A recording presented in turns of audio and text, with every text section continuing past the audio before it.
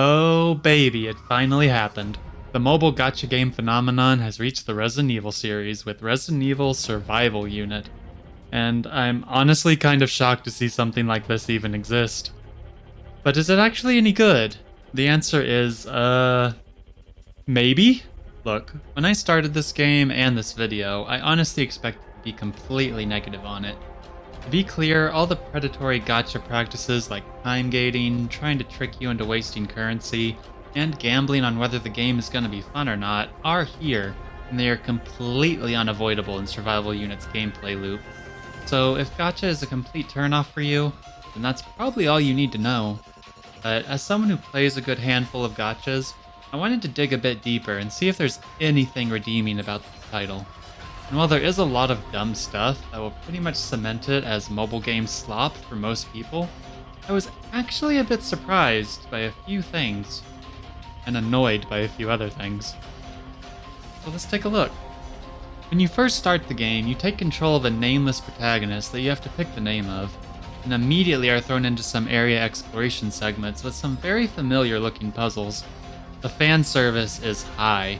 I was laughing so much at how I was only 3 minutes into the game and had already seen 5 different puzzle assets taken directly from Resident Evil 2 Remake.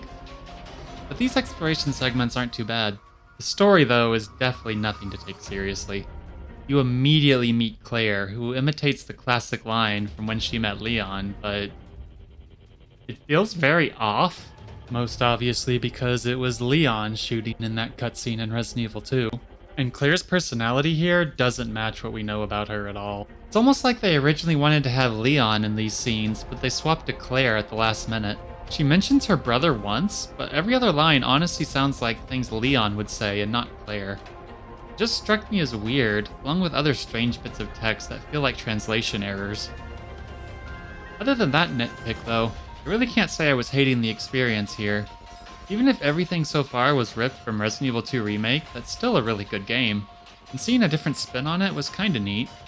But then our protag gets a call from definitely not Ada, and they are told to go somewhere out of town. So he listens to it and heads out. And this is where we get introduced to the actual game. Base building. Yep, Resident Evil Survival Unit's main gameplay loop is a base builder, and the exploration segments actually rarely come up after the intro.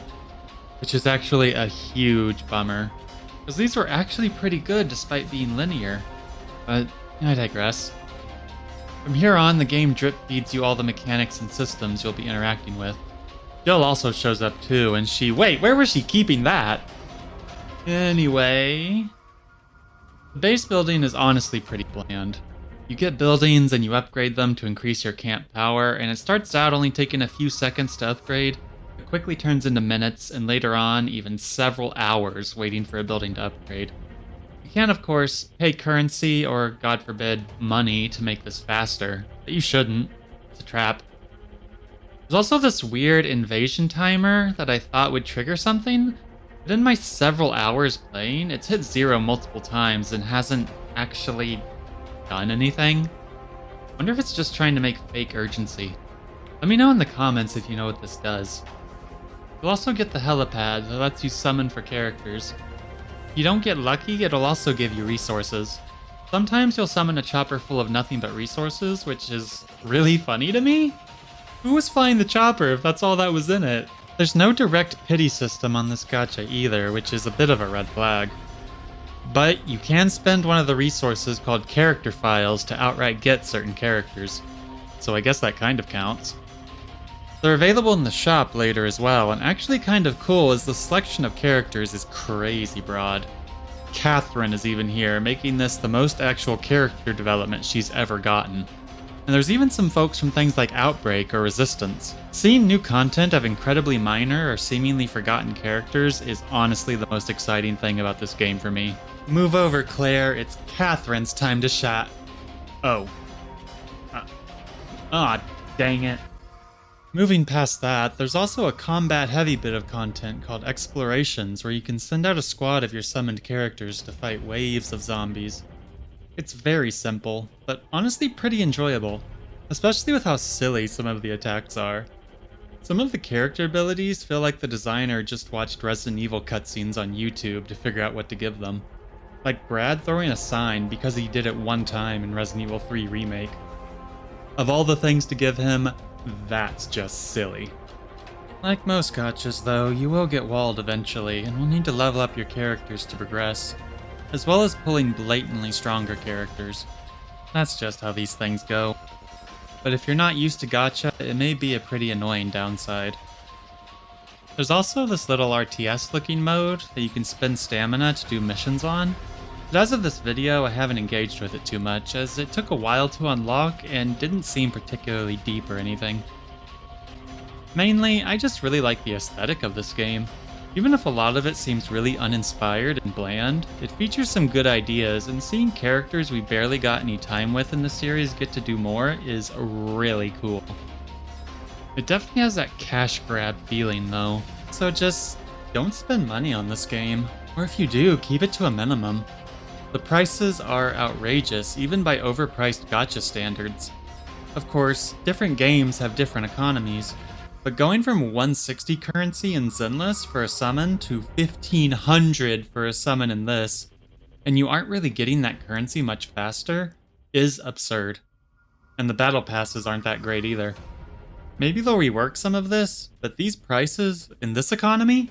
No thanks. There's also a, in my opinion, massive issue that the game has over 35 servers, and it auto-selects one for you when you start. And your save for the game is, of course, on the server.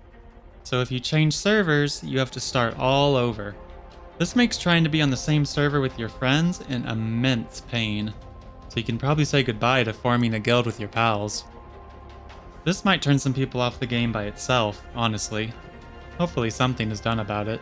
All in all though, this is definitely a game I'm going to keep an eye on, as I'd like to see how they improve it. And how the upcoming limited character banners are going to go.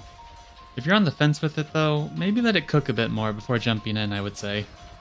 God, I hope they don't add Cindy from Outbreak. I will lose all self-control if that happens. Don't do it, Capcom, don't! Anyway, what do you think of Resident Evil Survival Unit? Do you think it has some redeeming qualities, or is it just complete slop? Let me know in the comments, I'd love to talk about it. Make sure to smack that like and subscribe button too, and check out my other videos. That does it for this review, everyone. Remember to take care of yourselves, take care of your loved ones, and don't take anything for granted, and we'll see you next time. Bye-bye.